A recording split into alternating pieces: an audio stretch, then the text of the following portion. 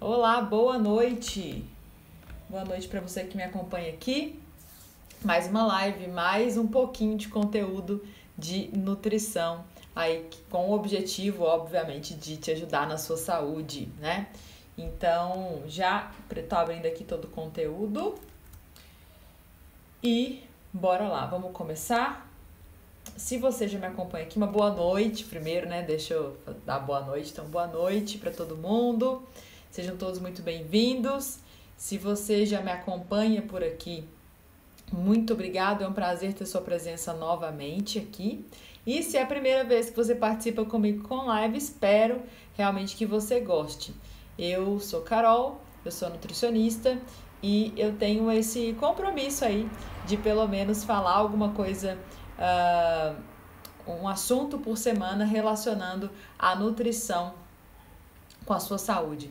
Saber qual que é o potencial, qual que é o poder que a nutrição tem em te ajudar em alguma questão que às vezes está muito recorrente, está muito comum e você não está conseguindo resolver. Então, como que a nutrição também pode ajudar, né? E para quem já está me acompanhando aqui nessa semana, sabe que o tema da live de hoje vai ser síndrome fúngica. Então, a gente vai falar de o excesso de crescimento de fungos no nosso organismo. E aí, se você tem dúvida, falar, esse assunto não me interessa, não tem nada a ver comigo, talvez pode ser que você não saiba quais são os sintomas, né? Como que a gente sabe, como a gente interpreta que existe um crescimento excessivo de fungos. Então, sabe uma coisa que é muito comum? Sabe aquela unha de micose que tem eternamente? A pessoa fala, mas eu tenho isso há 20 anos. Mas eu tenho isso há 15 anos. E isso já pode ser um sinal de que existe um crescimento desequilibrado ali de fungos naquela região do seu corpo, mas para a gente poder tratar aquilo, a gente tem que tratar o organismo como um todo. Não tem uma dieta, não tem um alimento que vai ser colocado, que vai atingir o pé, né? Mas a pergunta é por que aquela micose está ali naquela unha há tantos anos, talvez sem solução. Então, se você se identificou, fica comigo até o final, porque na live de hoje eu vou abordar o que a gente tem que fazer na alimentação. Então, o que a dieta pode contribuir no tratamento da síndrome fúngica, tá? E, como é de praxe também, eu queria já deixar aberto aqui o canal para vocês também me fazerem perguntas, ok? Então, não precisa me pedir a solicitação para participar comigo na live, mas vocês podem fazer perguntas a qualquer momento. Eu paro o que eu estou falando, respondo a sua pergunta, a sua dúvida e dou continuidade no conteúdo. Na verdade, assim, se eu fosse só falar um conteúdo, eu gravava um vídeo e postava aqui para vocês. Então, o objetivo realmente de live é de fazer essa interação, de você poder me ouvir, né? E às vezes me fazer uma pergunta aqui ao vivo e eu consigo te responder, ok? Então, bora lá! Mais uma quinta-feira, às 20 horas, como é o nosso horário de compromisso. Então, só me dá um ok se vocês estão me ouvindo, se tá tudo bem. Hoje eu resolvi colocar o fone porque eu senti que minha voz parecia que estava dando um pouco de eco. Então, eu resolvi colocar o fone para não ficar ruim aí para vocês também. Me dá um joinha só para vai ser melhor. Voltei? Acho que eu voltei, né? Me dá um joia para eu saber que tá tudo certo, gente. Para saber que vocês estão me ouvindo, que tá tudo tranquilo. Boa noite, Carla. Boa noite, Fátima. Oi, Débora, Raquel, Jordana, Janaíra, a Ana, Matheus, Michele, a Silmara. Sejam todos muito bem-vindos. Beleza, vocês estão me ouvindo. Tinha travado tudo, agora já tá rolando. Então, ótimo. Às vezes a conexão aqui da internet não fica legal, então eu já coloquei no 4G pra gente não ser mais interrompido e eu ver a interação de vocês aqui. Então, bora. Oi, Cristina, boa noite, seja bem-vinda. Então, bora lá, gente. Então, só um resuminho do que eu já coloquei lá no feed. Então, quando terminar a live, se você tiver dúvida dentro do que eu vou falar agora inicialmente, pode ir lá correr no feed, que vai ter as 3 últimas postagens, né, de conteúdo. Vai ter falando na segunda-feira eu defini lá o que é a síndrome fúngica. E de uma forma muito rápida e objetiva, a síndrome fúngica ocorre quando existe um supercrescimento de fungos, né, no nosso organismo, E isso me traz alguns sinais e alguns sintomas. Alguns sinais gastrointestinais, sinal tanto de alteração de estômago, de intestino, de forma inexplicável, né? Quando muitas vezes não tem muito um motivo para aquilo que está acontecendo, ou quando existe a presença de fungo sabidamente, né? Então a pessoa tem uma cândida de repetição, ou ela tem a caspa, ou ela tem uma micose muito recorrente, né? Tanto na pele, quanto nas unhas, quanto no couro cabeludo. A caspa também pode ser um sinal desse desequilíbrio, né? Então isso já é um sinal que é um pouco mais, tem certeza que eu tenho fungo ali, tá? E só um detalhe sobre esse assunto, eu queria só deixar aqui bem claro para vocês que é normal a gente ter fungo no corpo, ok? Então todos nós temos fungos no corpo. O problema é quando existe desequilíbrio. O problema é quando existe uma elevação dessa quantidade aí de fungos no nosso organismo, trazendo algumas queixas, trazendo alguns desequilíbrios.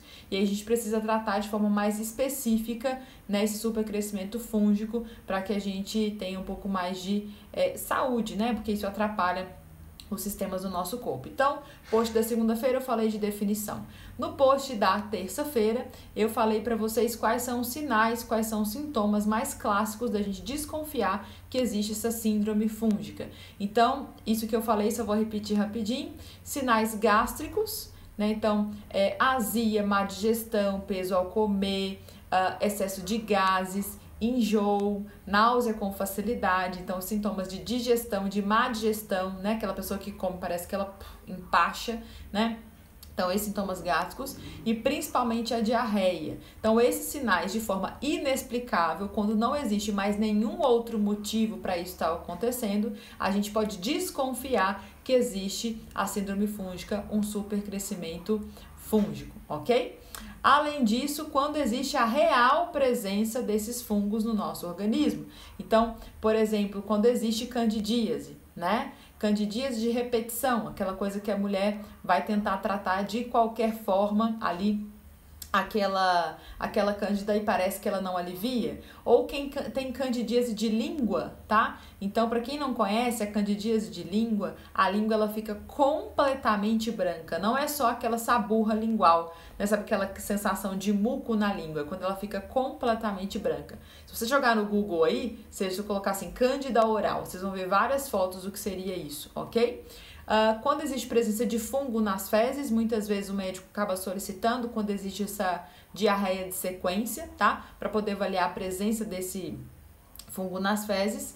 A presença de micose, né? Então, a micose que às vezes dá na unha, que a unha fica oca, né? Você corta e parece que não resolve. Ou a micose na pele, né? Que são aqueles pontinhos brancos, muitas vezes na região de pescoço, das costas, porque também pode vir do couro cabeludo. E caspa, por exemplo, eu também acabo fazendo essa leitura na minha prática clínica, como eu trabalho no consultório, na possibilidade de existir um desequilíbrio fúngico também, ok?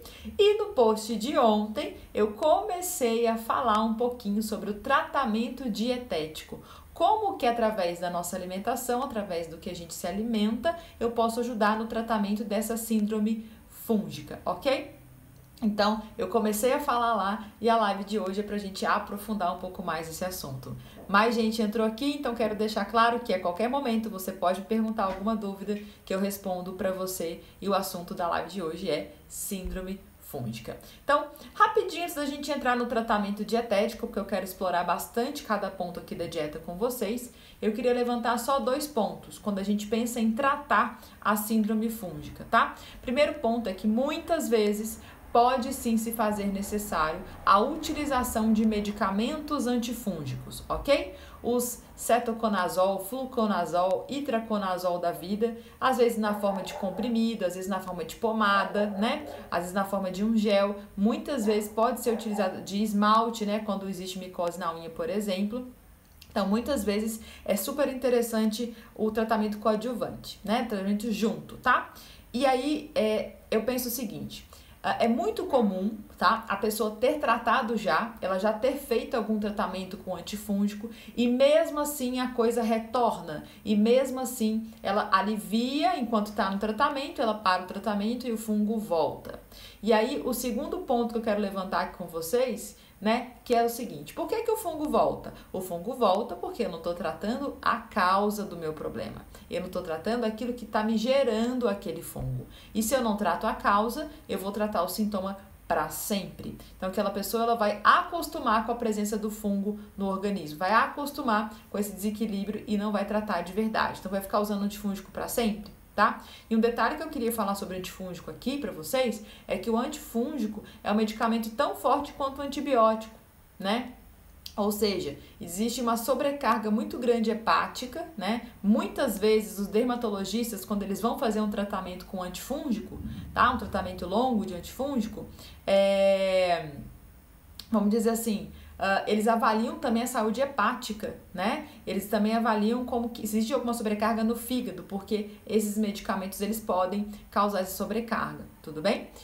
Ou seja, uma das coisas que a gente também pode fazer junto, né, no tratamento com antifúngico de medicamento é proteger o seu fígado, cuidar melhor do seu fígado através da dieta e de alguns alimentos, de alguns fitoterápicos, por exemplo, ok?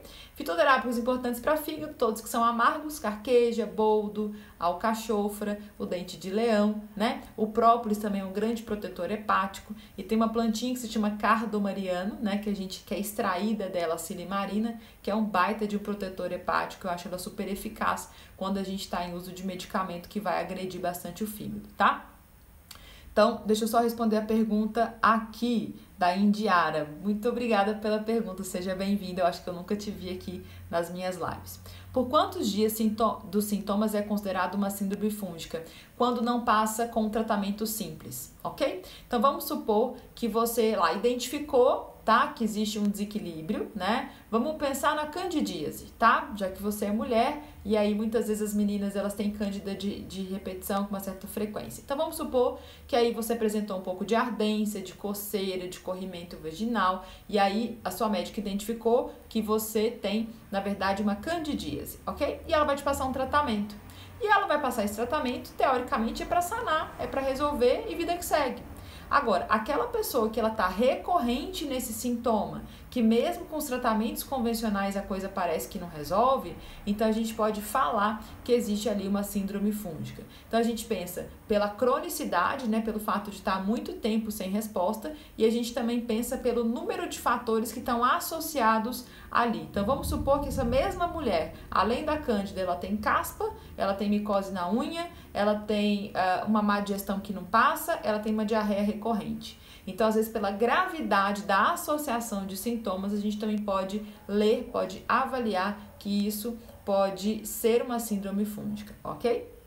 E a Raquel também me perguntou assim: pode ocasionar desidrose? Na verdade, aqui nesse ponto, pode sim, tá, Raquel? Mas nesse ponto a gente não sabe o que é causa e o que é consequência, ok? Então, se foi o desequilíbrio da microbiota que aumentou esse crescimento fúngico e gerou nas extremidades essa descamação, ou se a própria excesso de umidade, né, nessas regiões vai dando um ambiente que ele é gostoso, propício para o crescimento fúngico, né? Porque fungo ama ambiente que é quente, úmido, né, e cheio de nutriente, né? Então, por exemplo, o que dá às vezes nas mãos e nos pés? A gente acumula muita sujeira nas unhas, né? Então, às vezes não lava bonitinho, certinho, limpa tudo, então às vezes tem mais contato com o nutriente e fungo ama qualquer tipo de nutriente, tá? Então, pode ser causa ou consequência, mas pode ter relação.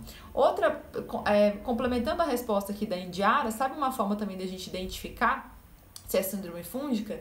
Pensando se os alimentos que eu citar aqui que devem ser retirados, se a pessoa está consumindo aquilo numa quantidade muito grande, né? Porque os alimentos que eu vou citar, eles vão possibilitar o crescimento fúngico, ok? Então, aí você vai ligando uma coisa com a outra. Poxa, a pessoa tem aquela série de sintomas.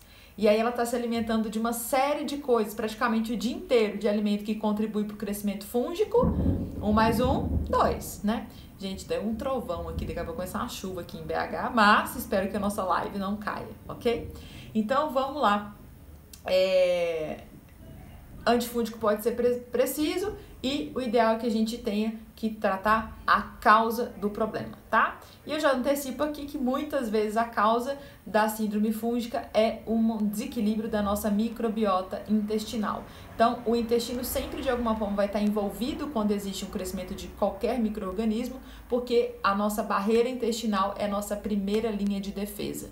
Então, talvez o primeiro passo, o passo inicial de tratar o paciente em síndrome fúngica é organizar a saúde digestiva, é garantir que o intestino dele esteja saudável, ok? E aí, a gente vai complementar o tratamento com esses pontos que eu vou levantar aqui para vocês. Antes de entrar nos pontos, eu só queria contar uma história para vocês, uma história que eu sei que eu tô liberada para contar, que é a história do meu pai, né? O meu pai, eu brinco que eu não conhecia o pé dele normal, né? Durante muitos anos na minha vida, eu só via as unhas dos pés do meu pai sempre com muito fungo, né? Que era uma unha oca, né? Que doloria quando ele tinha que cortar. É um negócio muito desconfortável. Então, ou seja, a vida inteira ele teve micose na unha, em praticamente todos os dedos, tá? Em praticamente todos os dedos. Até que, e ele é extremamente vaidoso, até que uma hora na vida ele falou, quero tratar isso, eu não quero mais ter esse desconforto. E aí ele foi num dermatologista, o dermatologista passou todo o tratamento, que envolvia o uso de medicamento local, tinha lá os esmaltes que tinham que ser passados, e tinha o medicamento também de via oral, porque pelo tempo que ele tinha, né, e por não ter sido resolvido até então, vamos dizer que era considerado um grau de fungo grave, ok? E aí, antes dele começar o tratamento, eu chamei, né, falei, pai, vem cá, aquela história de santo de casa não faz milagre, mas nesse caso eu acho que ajudou. Falei, pai, vem cá, olha só, você vai fazer um tratamento longo, né, que eram 6 meses de tratamento, longo, com um medicamento que é super agressivo para o seu organismo, que tal também você associar na sua dieta algumas mudanças para contribuir para a eliminação desse fungo, né? E o primeiro ponto que eu vou levantar aqui para vocês, eu vou explicar por quê. E meu pai consumia café com leite 2 vezes por dia e às vezes também associado a um pão com queijo. Falei, pai, eu acho que seria muito bom se você retirasse leite de vaca e derivados da sua rotina. E ele falou, tá bom, topou. Gente, na casa dos meus pais, a gente tinha um hábito, ele tinha um hábito de comprar, sabe aquela caixa fechada de leite? Né, que eu não sei quantos leites que vem ali, mas aquelas Tetra Pak, aquela caixa fechada, ele comprava uma vez por mês. E ele parou completamente de utilizar. Além do tratamento dar super certo, ele nunca mais voltou a consumir leite, né? E realmente os fungos na unha nunca mais voltaram, né? O consumo de açúcar já não era tão grande, mas ele bebia de vez em quando suco de caixinha. E aí eu falei, olha, esse suco de caixinha não vai rolar. Foi outra coisa que ele também mudou. Isso contribuiu para que o tratamento fosse eficaz e não voltasse. Então, vamos para a lista dos alimentos que devem ser evitados. Alimentos que vão contribuir para o crescimento de fungos, para o desequilíbrio fúngico no nosso organismo. Então, primeiro eu já comecei a falar aqui, leite de vaca e derivados. E eu explico o porquê. Geralmente, esse grupo de alimentos tem o poder de acidificar o nosso organismo. E o fungo, geralmente, ele gosta de um ambiente mais ácido para ele se manifestar, para ele aumentar. Então, a gente, na verdade, vai fazendo na alimentação maneiras ou de aumentar esse fungo ou de diminuir esse fungo. Então, leite de vaca e todos os derivados, queijos, iogurtes, tendem, nessa acidificação no meio, propiciar um crescimento fúngico. Então, pensa lá comigo, vamos pegar a minha história lá, que a gente está falando de um suposto caso de candidíase. E aí eu vou avaliar essa paciente, ela me queixa, Carol, tô com candidíase recorrente sem parar. E eu pergunto, o que você está comendo no seu dia a dia? O que é mais comum de você se alimentar? Aí imagina que ela fala assim pra mim, de manhã eu saio de casa correndo, passo na padaria e como um pão de queijo. No meio da manhã, às vezes, lá no meu trabalho, eu levo um iogurte. Na hora do almoço, eu como bem, eu como salada, como verdura, eu como legume, como arroz, como feijão, e sempre tem um molhinho que eu coloco daqueles molhinhos prontos. E detalhe, a maioria deles tem queijo. E aí, pela tarde, me dá muita fome, eu acabo comendo uma torrada com requeijão ou uma fatia de pão com queijo. Aí, à noite, eu chego muito cansada em casa, fico com preguiça de cozinhar, eu acabo fazendo um daquele Rapidez com uma fatia de queijo. Vocês suspeitam que o leite derivado está em excesso na alimentação desse ser humano? Obviamente. Então, a primeira coisa, antes de continuar nossa lista, que eu queria que vocês falassem, estou vendo a Pri aqui comentar, ai Senhor, que medo desses ingredientes. A primeira coisa é, talvez não seja necessária a retirada total. Nesse caso dessa mocinha que eu tô falando pra vocês, eu tô inventando, tá, gente? Mas assim, nesse caso, o que talvez a gente tenha que fazer? Uma redução. Talvez a redução já desse excesso de laticínio que tem na rotina dela seja eficaz para alívio dos sintomas. E talvez não seja necessária a retirada por completo, ok? Mas é importante dizer que ali, dentro dessa lista existe sim a questão do leite de vaca e derivados, ok? Outro alimento, outro grupo de alimentos que é bastante, vamos dizer assim, complicado no sentido de ajudar esse fungo a crescer, tá? A se manter ali presente, é a presença de açúcar, ok? Açúcar, por quê? O fungo é uma celulinha, é uma estrutura muito simples. Então, quanto mais simples for o nutriente, quanto menos trabalho esse micro-organismo tiver para poder se manter vivo ali, então fica mais fácil para ele crescer e esporular, como a gente fala, né? Criar esporos ali.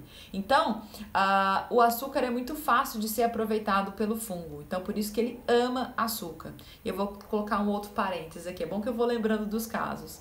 Eu lembro de uma das últimas pacientes que eu acompanhei um caso de cândida de repetição, tinha muitos anos que ela tinha, já vinha feito aquela série de tratamentos com uso de óvulos vaginais, uma série de coisas, e aí ela me confessou, e já adulta, tá, gente? Ela me confessou que praticamente em uma semana ela comia um pacote de bala. Sabe aquelas balinhas famosinhas de gelatina?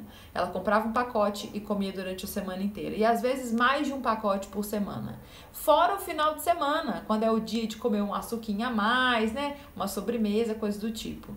Ou seja, o consumo dela de açúcar era muito alto. Tudo bem? Então, talvez para este caso que eu estou citando agora, o consumo de açúcar seja mais relevante, né? A gente tomar cuidado e prestar atenção, do que necessariamente só pensar no leite derivado. Porque o que acontece, gente? Eu sei que existe aí um terrorismo nutricional da gente sair retirando tudo.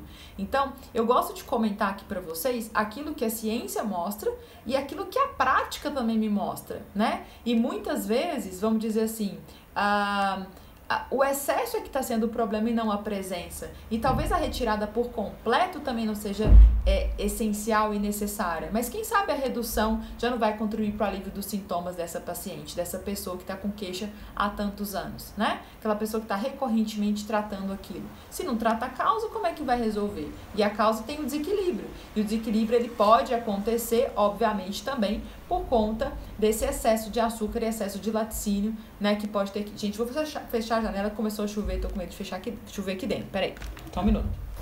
Fica aí! Pronto, fechei, voltei. Então, entendem que é a questão do bom senso? Eu não tô falando para retirar isso da vida, mas quem sabe é o consumo excessivo que está contribuindo para isso, né? Deixa eu só ver a pergunta aqui da Janaíra. Carol, eu gosto de leite, mas uma vez por dia e nem todo dia. Será que afeta tanto? Depende do resto da sua dieta, porque nada problema de você consumir uma porção por dia se você está equilibrando a sua alimentação de uma outra forma, né? Então, se o seu sacolão está perfeito, se a quantidade de nutrientes que você está comendo está suficiente. Agora, se você é uma paciente que tem um consumo, um caso de síndrome fúngica, né? E mesmo tá comendo bem, mesmo assim não tá suficiente, pode ser que para você essa dose seja alta. Porque além de tudo, gente, existe a individualidade. Não fechei direito, espera aí. Agora foi. Choveu mesmo.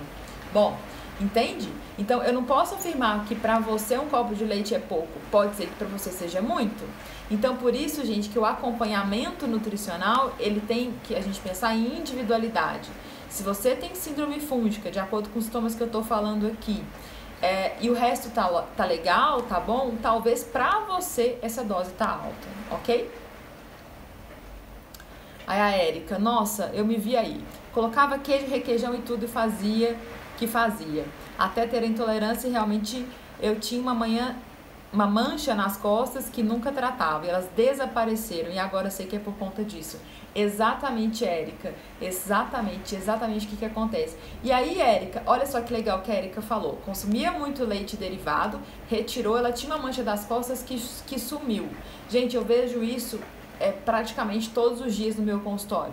Tem como eu não falar disso aqui pra vocês? Tem como eu deixar desapercebido e falar, não vou comentar não? Porque, né, não sei lá, enfim, as pessoas podem achar que isso é muito radical. Não, isso realmente pode contribuir para o alívio de um sintoma que você tem há anos. Isso pode tratar realmente o desequilíbrio que você apresenta, tá?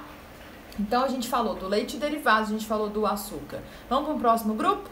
Outro grupo que a gente relaciona com a possibilidade de piorar o aumento de fungos no organismo.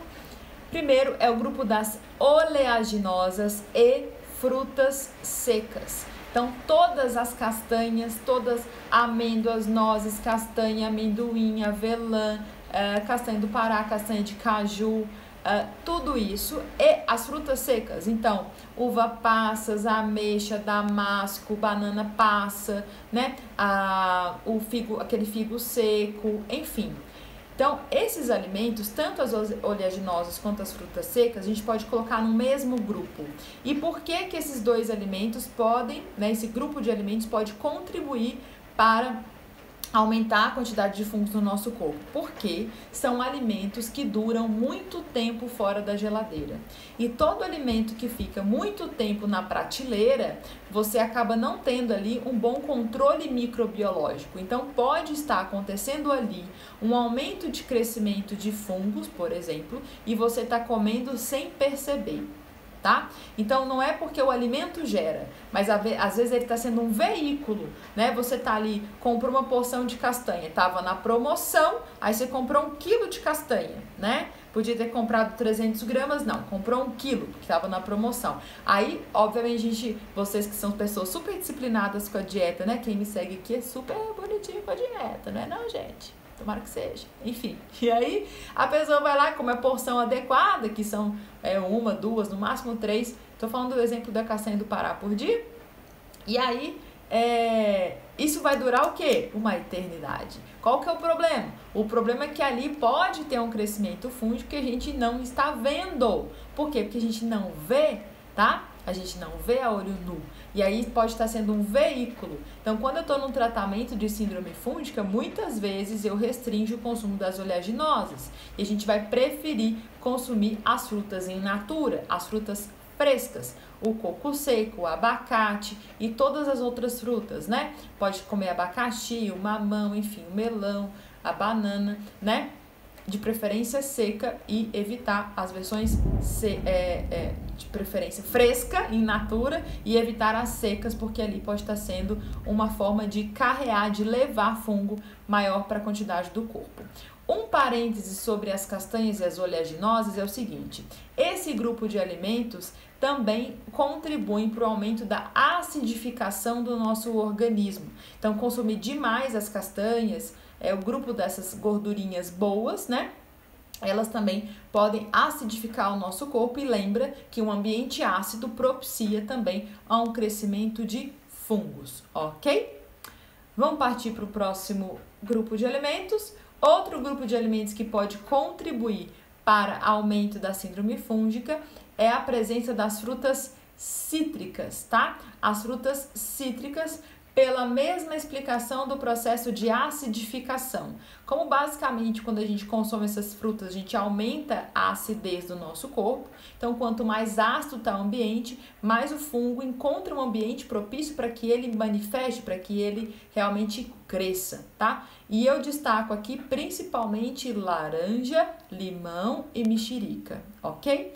Aí a pessoa estava lá seguindo as orientações da internet, que tem que tomar água com limão, né, todo dia, e aí ela estava se nadando no fungo, né, sem saber muitas vezes que aquele limão pode estar contribuindo para a instalação, para a manutenção desse fungo ali no organismo, tá? Então, muito cuidado com as orientações que são dadas para todo mundo. Aí todo mundo se beneficia de água com limão? Tô acabando de falar aqui para vocês uma possibilidade do limão fazer mal.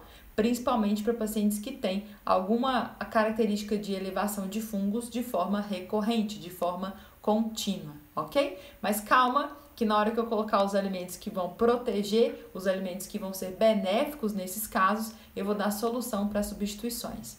Ou então aquela pessoa que ela sempre depois do almoço chupa uma laranja, né? Sempre depois do almoço chupa uma mexerica quando tá na época, talvez seja interessante trocar essa fruta, né? Talvez colocar uma uva, colocar uma manga, colocar uma fatia de melancia. Por quê? Porque são frutas que não vão acidificar tanto assim o seu organismo e com isso você vai ajudar no tratamento de controle fúngico do seu corpo, tá? Deixa eu aproveitar a pergunta antes de eu passar aqui, porque tem a ver com o contexto, né, Janaíra? Então, o consumo de vitamina C seria melhor de farmácia que das frutas cítricas? Não. Nada de suplemento, tá? Por quê? Porque não ache que a gente tem vitamina C só na laranja, no limão, na mexerica, ok? A gente tem a vitamina C no kiwi, a gente tem no mamão, né? Tô pensando em frutas que não são muito óbvias, né? No morango, né? A gente tem, por exemplo, a vitamina C numa plantinha, que a gente, numa frutinha que a gente encontra mais na região da Amazônia, mas aqui na região sudeste a gente encontra na forma de pó, que é o camu-camu, né? Enquanto se a pessoa está precisando de repor vitamina C, talvez seja mais interessante até usar um pouquinho desse camu-camu, bater num suco, ou colocar por cima de uma fruta, ou colocar no iogurte, por exemplo, para ter a boa quantidade de vitamina C. Mas olha, sabe uma curiosidade também sobre vitamina C? É muito fácil atingir as doses de recomendação de consumo diário de vitamina C comendo fruta, qualquer tipo de fruta. Então não é só a laranja, o limão e a mexerica que são fontes de vitamina C. A goiaba também é uma excelente fonte de vitamina C, por exemplo, né? Que agora começa um pouco de época, né? Então fica mais fácil da gente consumir. Então não é que... E outra coisa, não é uma restrição ad eternum, tá? Não é assim, então nunca mais a pessoa vai consumir? Não, mas pelo menos enquanto estiver fazendo o tratamento da síndrome fúngica, é importante de fazer a restrição. E aqui eu tô só levantando a bola, estou aqui só comentando os motivos pelos quais esses fungos podem estar aumentados, né? Então aquela pessoa que ela consome muito cítrico pode justificar o crescimento fúngico, ok? E não que ela vai ter que tirar isso para sempre. Talvez faça parte do tratamento, ok? Bom, outro grupo de alimentos que também a gente tem que tomar bastante cuidado é com o consumo de cereais integrais. Gente, aí eu tenho que confessar uma coisa para vocês. Quando eu tô atendendo um paciente que tem síndrome fúngica, né? Quando eu vou tratar, né, o paciente de síndrome fúngica, aí ele tá lá achando que tá arrasando, né, comendo o pão integral e a torrada integral e o arroz integral, achando que eu vou, dar um joia. Fala, maravilhoso, vamos cortar tudo, você vai comer pão branco. A pessoa até regala, o quê? Eu posso comer pão de sal? Eu falo, pode, né, sem problema. Por quê? Porque a prioridade é tratar o fungo. E qual que é o problema do cereal integral? Arroz integral, pão integral, farinha integral, tudo integral. Para o cara que está querendo tratar o fungo. Por quê? Vamos pensar que eu vou fazer aqui uma farinha integral. Então, eu peguei lá o grão do trigo e eu vou fazer um processamento nesse trigo para ele virar uma farinha integral. Se eu quiser uma farinha branca, eu continuo esse processamento. E esse processamento é a retirada dessas fibras, né?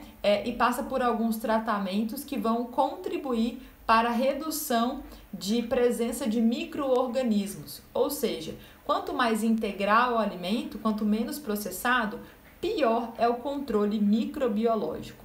Então, eu estou colocando aqui para vocês, olha só que interessante, né? Pelo menos eu acho super interessante.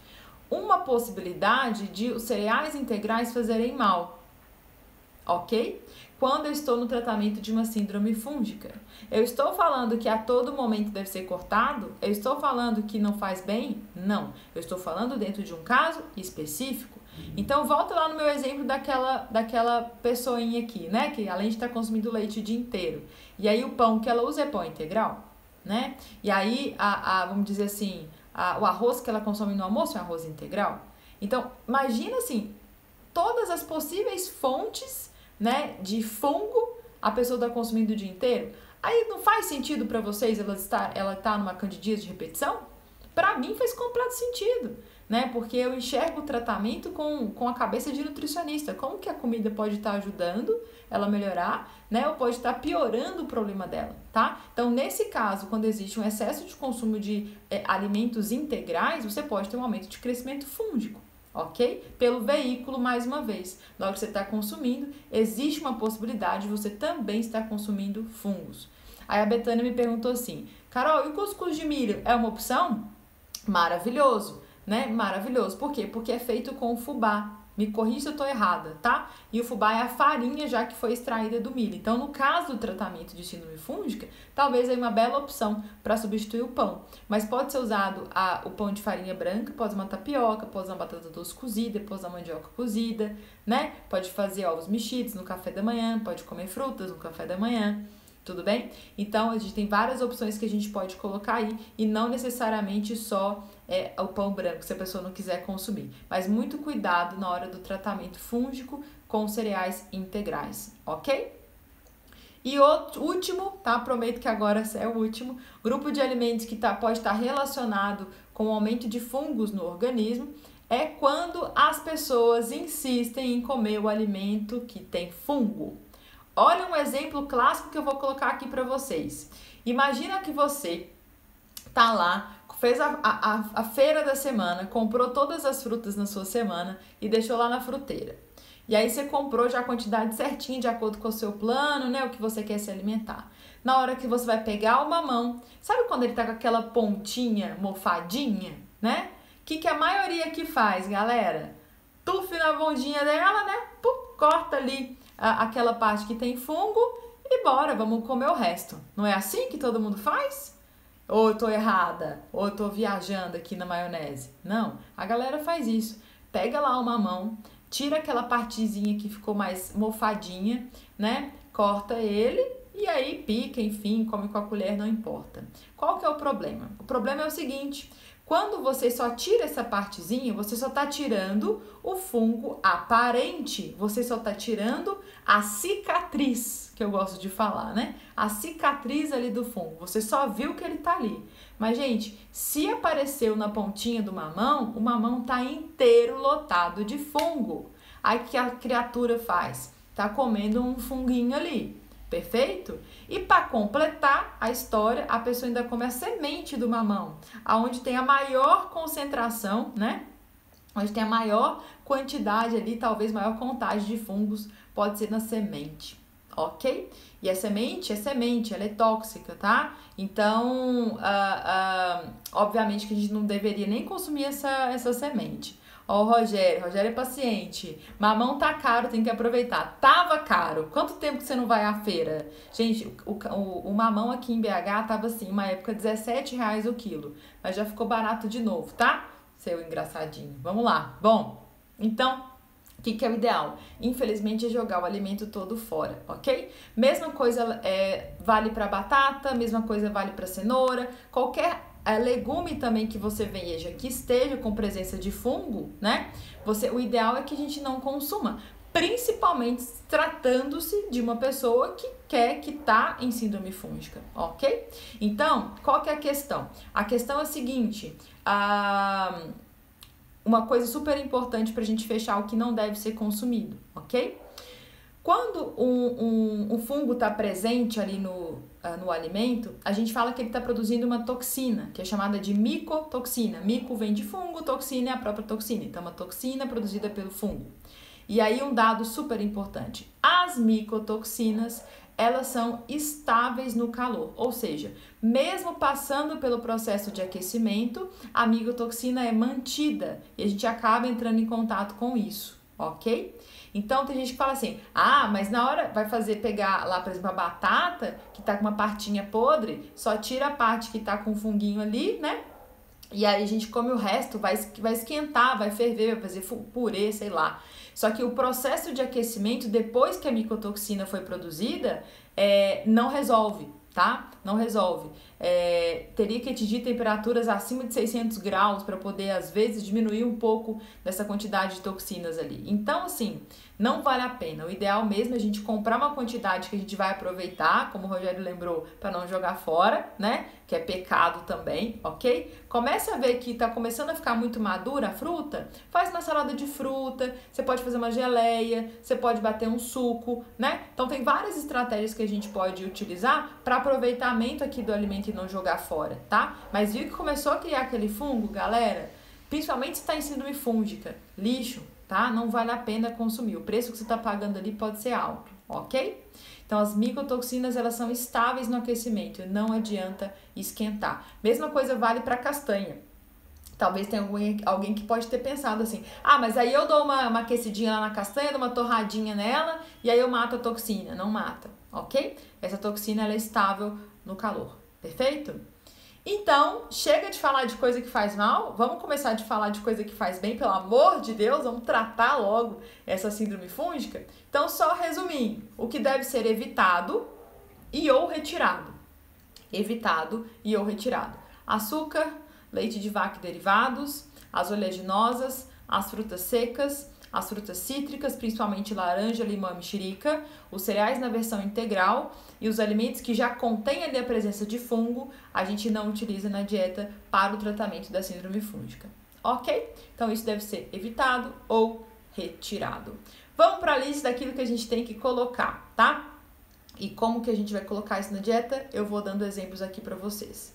Então, alimentos e ou fitoterápicos, né, substâncias que têm uma ação antifúngica, uma ação fungicida, ok? Então, são dois mecanismos e aí não precisa de eu falar exatamente de cada alimento, mas a gente divide aqui de duas formas. Ou esse alimento, ele vai ajudar a matar, tá? Vai ajudar a matar ali o fungo. Como é que ele faz? Ele é como se ele rompesse a membrana do fungo. Então, o fungo é uma celulinha com uma membrana. Então, essa substância antifúngica, ela vai lá e rompe essa membrana. Com isso, eu mato o fungo, ok? Ou então, eu tenho uma ação seria um fungicida. Ou eu teria uma ação antifúngica. Eu protejo aquele alimento e evito o crescimento ali de fungos também, ok? Então, vamos por ordem citar todos os alimentos que têm essa ação antifúngica. Primeiro, mais conhecido de todos, galera, passa no cabelo, passa no corpo, passa na unha, toma, enfim, usa em todas as partes do corpo. Adivinha? Quem chuta mais? Quem dá mais aqui? Óleo de coco, né? Então, o óleo de coco, uma das principais ações, né, do óleo de coco, e um dos motivos que ele deu uma popularizada aí na nutrição, foi essa ação fungicida, foi essa ação antifúngica, tá? Então, lá no óleo de coco, a gente tem a presença do ácido láurico e do ácido caprílico, que tem essa ação fungicida. Então, você pode usar, o óleo de coco vai ter maior concentração dessas substâncias, mas o coco também vale, tudo bem? Água de coco não vai ter uma grande quantidade, porque é na parte de gordura do coco, ok? Então, por isso que no óleo de coco você tem uma quantidade, uma concentração um pouco maior dessa ação fungicida, tá? Como é que a gente usa isso, Carol? A gente usa para preparar comida, para fazer o ovinho mexido de manhã, às vezes para colocar um pouquinho numa fruta pela manhã, né? Dá uma colherada, tem uma galera que toma o óleo de coco sem problema, tem gente mistura no café, para às vezes não precisar adoçar o café, tá? Tem o óleo de coco encapsulado também. Não quero tomar óleo de coco, acho que não é legal, não me sinto bem tomando. Tem encapsulado. E tem as versões hoje do óleo de coco sem sabor também, para quem não gosta de coco, enfim. Então, o sem sabor continua tendo essa ação antifúngica, tá? Então, o primeiro da lista seria o óleo de coco, ok? Outro alimento que também está na lista, que na verdade é uma plantinha, que a gente pode usar na nossa rotina, que é o alecrim, tá? O alecrim, ele tem essa ação antifúngica. Além disso, o alecrim, ele é digestivo, e o alecrim, ele é uma plantinha que é como se ela melhorasse o nosso humor, né? Então, ela melhorasse, nos motivasse, nos deixasse mais alegres, né? Então, o alecrim também é como se fosse um efeito ansiolítico, né? Enfim. Então, o alecrim a gente pode usar tanto para fazer um chá ou para temperar a comida, tá? Ou você pode macerar ele assim e colocar ele dentro do azeite, que ele vai liberando aquele odor ali no azeite. Eu acho que é bastante interessante fazer um azeite saborizado com alecrim, tá? Porque, a princípio, as substâncias que têm efeito fungicida, elas são lipossolúveis. Então, você colocar isso num óleozinho, você acaba tendo uma extração um pouco melhor, tá?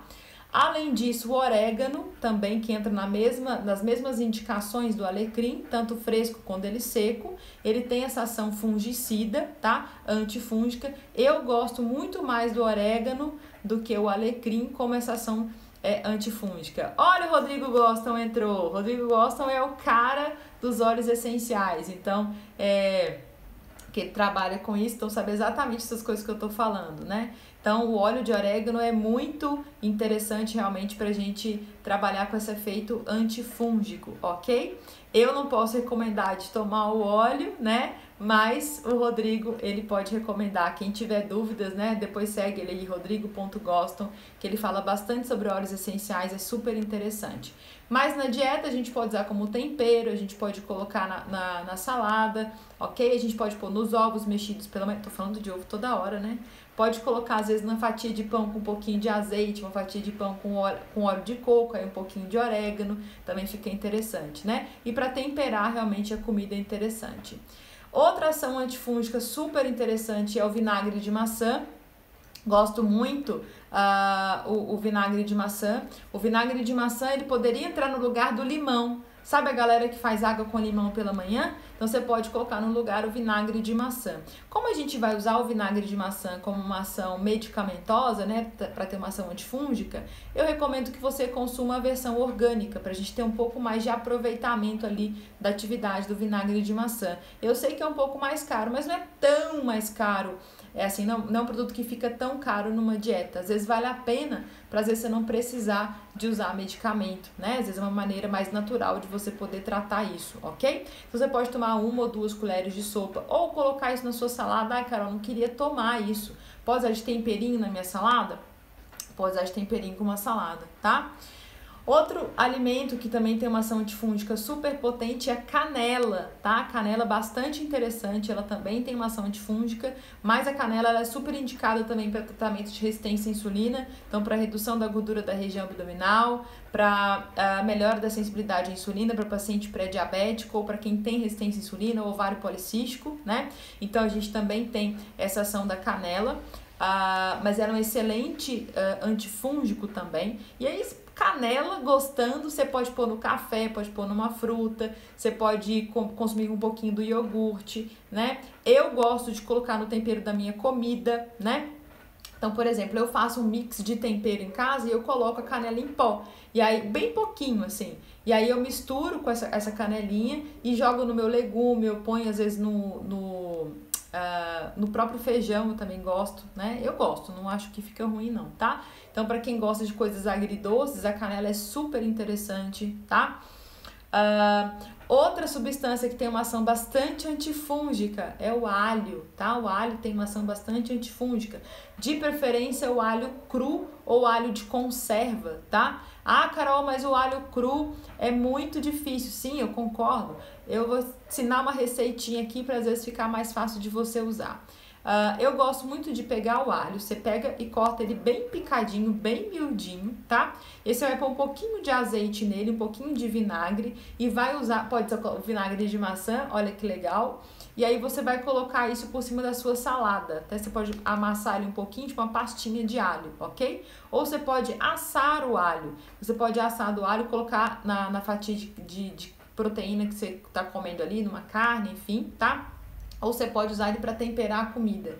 Mas ele cru, ele acaba tendo uma ação um pouco mais eficaz, tá? Outra maneira da gente usar o óleo cru, o azeite cru e o alho cru você pega o dentinho de alho, descasca ele, e aí você vai fazendo como se fosse uns cortinhos nele. só para ele ajudar a liberar a essência. E aí você coloca no vidro de azeite. E aí esse azeite, ele vai, vamos dizer assim, vai ficar saborizado, a gente deixa ele tampadinho ali pelo menos uns 30 dias, e aí ele vai ficar temperado, ok? E aí você vai ter os efeitos do alho ali liberados naquele azeite. Além de dar um sabor bastante interessante, né? Você tem esse efeito antifúngico. Aí o Rodrigo tá me perguntando, Carol, lembra do tea tree, que é a melaleuca, né? Que ela pode colocar o orégano no vidro do azeite. Extra virgem é excelente, ótimo, também é uma opção. A melaleuca que o Rodrigo está citando, ela tem um efeito para imunidade. Eu só não sei, Rodrigo, se ela tem uma ação antifúngica, tá? Mas eu sei que ela tem uma melhora do perfil, né, da imunidade, que é super interessante também. Eu sei que ela é muito utilizada nesses cremes dentais, né, para escovar dente, que não tenha flúor, né, nesses cremes dentais mais naturais, eu inclusive uso um de tea tree, bem interessante, porque tem essa ação bactericida, só que eu não sei se ela tem antifúngica. Pronto, ele já confirmou, muito boa para fungos também. Então, perfeito, a gente pode trabalhar também com a melaleuca, tá? Cápsula de alho serve, Carol? Cápsula de alho serve, pode ajudar, ok? O meu único problema é pacientes que eu sei que tem um descontrole gástrico, não é uma indireta, né? Às vezes fica aquela pessoa que toma a cápsula de alho e fica arrotando esse alho. Então, geralmente, pacientes que têm uma sensibilidade gástrica, então tomar um pouco de cuidado com cápsulas de alho, que aí fica lembrando disso. A minha recomendação é colocar à noite antes de dormir, né? Porque acaba não tendo tanto esse mal-estar, esse desconforto. Outro também que entra na nossa lista dos antifúngicos é o tomilho, não muito utilizado, né? O tomilho aqui na nossa culinária a gente usa em preparações específicas, né? Então a gente não usa tanto tomilho. Gente, é tão barato, né? Tão baratinho. Outro dia eu comprei no mercado, assim, menos de R$2 uma porçãozinha de tomilho, que eu queria usar numa preparação. Falei, gente, posso usar mais, né? E ele também acaba tendo essa ação antifúngica. Eu nunca fiz chá de tomilho, não sei se é gostoso, mas aí vai a dica, né? De às vezes a pessoa colocar ou usar ele também, ele entra como se fosse um orégano nas preparações, fica bem interessante, tá? Outra receitinha que eu gosto muito de ação antifúngica é usar as sementes de melão e de melancia torrada, tá? Então, para não jogar fora, olha como aproveitamento é tudo. A gente pega a semente de melão, lava ela lavadinha, seca, ok? Pega a semente da melancia, se você for tirando também quando você for comendo, também você pode lavar e dar uma secada. A sementinha sequinha no sentido de não estar com água, ok? Não precisa de torrar. Ela seca, você vai jogar ela no liquidificador e vai torrar, né? Desculpa, triturar. Triturando, você vai formar uma farinha da semente de melão ou uma farinha da semente de melancia. E também tem uma ação antifúngica. Aonde que eu uso isso, Carol? Você pode colocar em receitas, em preparações de bolo, de omelete, de tortas, mas também você pode colocar no iogurte, numa fruta, num suco, ok? Ou por cima da comida na hora do almoço, ok? Isso também acaba tendo uma ação antifúngica, tá? Outro que eu gosto muito interessante, bastante antifúngico, é o cravo, tá? O cravo, ele também tem essa ação, a gente tem que tomar um pouquinho de cuidado com o cravo, porque em excesso ele pode ter uma ação como se fosse um antibiótico, então pode até desequilibrar um pouco da nossa microbiota intestinal, da nossa flora, então não usar demais, mas ele também acaba tendo essa ação antifúngica, tá? E o último que eu não poderia deixar de falar aqui, o Rodrigo ama isso, porque eu acho que para ele fez bastante diferença, eu acho que ele ama mesmo, o gel de aloe vera, tá? Então, o aloe vera, ele tem uma ação que ela é tanto digestiva, ele tem uma ação que é cicatrizante, tá? Tem uma ação detoxificante, ajuda o nosso corpo a eliminar toxinas, e também tem uma ação antifúngica, tá? Então, o aloe vera também tem uma ação antifúngica. Agora, muitas ressalvas, muitos cuidados, eu quero que vocês tenham atenção no que eu vou falar aqui agora sobre aloe vera, tá? Não dá pra gente ir ali agora no jardim de casa, pegar o aloe vera, bater um suco e tomar. Não façam isso, tá? Por quê? Porque na planta, na babosa, né? Aloe vera é babosa, Na babosa, a gente tem lá a presença de uma substância, que é a aloína A e a aloína B, que elas são irritativas da mucosa gástrica e da mucosa digestiva, ou seja, pode até gerar uma leve desconforto, uma leve diarreia, ok? Então não dá pra gente pegar lá aquela babosa de jardim e fazer por conta própria sem saber como faz para poder tirar esse látex, ok? Então você tira, na verdade, né? Você corta ali ela, o ideal é deixar escorrendo direitinho, sai aquele látex amarelo, e aí você pode usar o gel. Esse uso caseiro é muito melhor a gente usar de forma externa, uso tópico. Uso para queimaduras, para feridas, para cicatrização é bem interessante. Agora, para a gente tomar o gel, eu recomendo basicamente da gente comprar ele pronto, tá? Então a gente tem de que eu conheço duas marcas, aqui no nosso país. Fora do país tem mais outras marcas, tem uma série de outras marcas, mas aqui a gente encontra tanto o gel de aloe vera da Forever, quanto o gel de...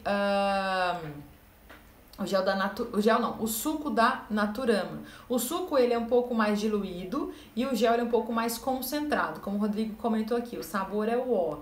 Eu sempre falo, gente, o sabor não é agradável não, eu acho que ele é menos agradável pela consistência de gel, né, do que realmente pelo sabor. Mas você pode colocar um pouquinho de suco de uva integral, que ele é bem forte, né, você pode colocar às vezes uma fruta amassadinha, né, pra ficar uma pastinha, ficar mais fácil de comer, entendeu? Mas olha, eu falo, gente, é melhor pouco ruim do que muito ruim, entendeu? Então um pouquinho do ruim, pluf, tomou e tá tudo certo. A dose do gel de aloe vera que a gente geralmente recomenda é de colocar 25 a 50 ml por dia, não passando de 100 ml por dia, ok? E já vai ter essa ação também bastante antifúngica. Deixa eu só ver os comentários aqui, que eu fui falando, disparei a falar. O gosto é o ó, como o Rodrigo falou. Ele tá dando um bem-vindo aqui para os amigos e clientes. Que bom que veio a galera toda aqui. A Janaíra, muito obrigada por todas as informações. Imagina, é um prazer vir aqui e contribuir de alguma forma para você entender um pouquinho melhor de como pode a nutrição ajudar a sua saúde. Aí a Paula me perguntou, você é funcional, Ayurveda? As duas coisas, tá? Então eu trabalho com nutrição funcional há mais ou menos 10 anos, 9, 10 anos. E Ayurveda eu sou entusiasta, tá? Então eu cheguei a fazer um curso de terapia em Ayurveda, mas eu não trabalho especificamente com Ayurveda. Quando existe esse interesse, eu tenho os terapeutas que eu indico, né? Porque é até interessante falar isso aqui. O Ayurveda, ele trata tudo isso que a gente está falando aqui de síndrome fúngica com uma outra visão, né? Então eu complemento essa visão que eu tenho, que é a visão da funcional que me trouxe essa visão, e eu complemento com o Ayurveda. Só que a complementação que eu, Carol, faço é a complementação via alimentação. E o Ayurveda não é só tratar a alimentação. A Ayurveda é um estilo de vida. Então tem uma série de coisas que é indicado para o seu biotipo, né? Que aí o terapeuta te indica melhor, tipo de atividade, horário para praticar as coisas, até cor da roupa eles orientam, né? Eu sei, eu tenho uma noção, mas eu acabo na minha prática aplicando muito mais o que seria a nutrição ayurvédica, né? Para te ajudar ali nas explicações, ok? Mas trabalho com funcional, que é a minha parte mais forte. Tem alguma indicação de empresa? Empresa de quê? Para poder esse gel? Então, aqui em BH, eu não sei se todo mundo que tá aqui é de BH, mas geralmente a gente encontra no Mercado Central e a gente encontra também nas lojas Biomundo, tá? Esse gel que eu tô falando, os dois, as duas marcas, tá? Vamos ver mais. Carol, faz uma retrospectiva, muita gente entrou agora. Vamos lá, que daqui a pouco eu entro na contagem final. Essa live vai ficar salva, ok? Fiquem tranquilos. Então, o Rodrigo me pediu para fazer uma retrospectiva. O que eu falei na live de hoje? Então, eu falei, basicamente, dos pontos que eu já abordei aqui no meu feed. Então, se você quer saber os pontos iniciais, é só ir nas últimas 3 postagens que eu falei. O que é síndrome fúngica, quais são os sinais e sintomas e os possíveis tratamentos que a gente pode auxiliar para controle dos sintomas. Depois, eu comecei falando que sobre o tratamento dietético, que talvez seja necessário a utilização de medicamento em alguns casos, quando o caso é mais grave, e que mais importante do que a gente usar alguma coisa para aliviar o sintoma da síndrome fúngica, é a gente descobrir a causa. E de cadeira eu falo que a maioria das causas de síndrome fúngica são desequilíbrios de estômago e de intestino, ou seja, ter uma saúde de estômago e uma saúde digestiva adequada contribui para a não reincidência da síndrome fúngica. Falei daquilo que deve ser evitado, eu estou na contagem regressiva, mas dá tempo. Deve ser evitado açúcar, leite e derivados, as oleaginosas, frutas secas, frutas cítricas, cereais integrais e os legumes e frutas que vão ter fungo na composição. E se ter aqui os alimentos e fitoterápicos que têm uma ação antifúngica, que vão ajudar a combater. Óleo de coco, alecrim, orégano, vinagre de maçã, canela, alho, tomilho, semente de melão e de melancia, aloe vera e o cravo, tá? Então, resumo do resumo do resumo, mas a live vai ficar aqui nas próximas 24 horas para quem tiver interesse de escutar tudo. Galera, preciso ir terminando aqui. Carol, com o controle dos fungos tem melhora da desbiose? Primeiro melhora a desbiose, aí o fungo é controlado. Primeiro a desbiose, ok? Vai ficar salvo aqui. Eu de coração espero que vocês tenham gostado. Gostei muito da participação de vocês. E toda semana, pelo menos uma vez por semana, eu venho aqui falar de algum conteúdo da nutrição, né? Relacionar, eu falo a semana inteira no feed. E aí a live a gente explora um pouquinho mais, onde vocês podem participar e me perguntar dúvidas. Então, muito obrigado pela sua presença aqui comigo. Te espero na semana que vem. Fica ligado, né? E até breve. Um grande beijo. E obrigada, Rodrigo, pela participação especial, tá bom? Um beijo, boa noite.